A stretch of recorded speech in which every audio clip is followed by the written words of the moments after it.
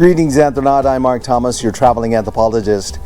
Every year, African Americans celebrate a day called Juneteenth. And if you're like me, you probably ask yourself, what exactly is Juneteenth? Stick around and I'll show you.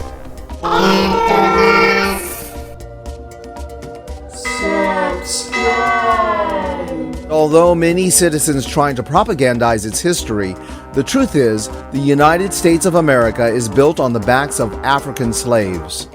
Many people point to the year 1619 as the beginning of U.S. slavery, but you may go even further back another 80 years when Spain brings chattel slavery to Florida in 1539.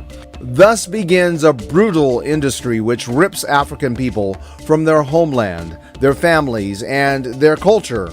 In the eyes of we the people, an enslaved African is only considered to be 3/5 of a person.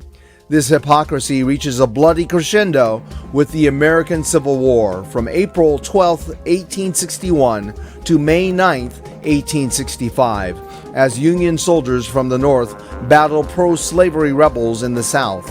At the end of this fight, around 750,000 American soldiers lay dead.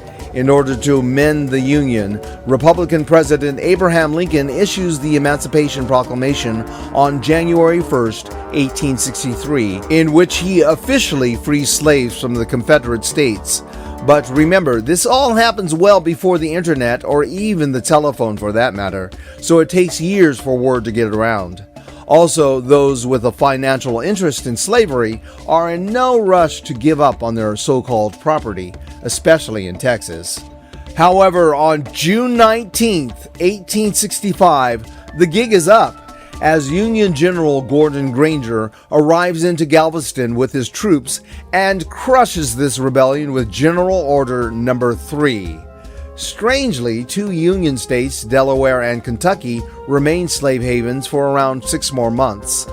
Freed slaves now have a boss and employer relationship with their former masters, and these workers celebrate in churches and outdoor gatherings, which continue to this day. Slavery is officially abolished in the USA when a majority of the states ratify the 13th Amendment to the Constitution on December 6, 1865.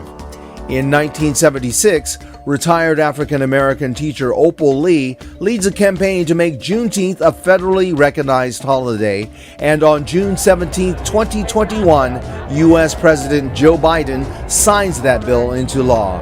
This marks a major step forward with a more perfect union, but it's only a step as we continue to struggle with civil rights in the USA.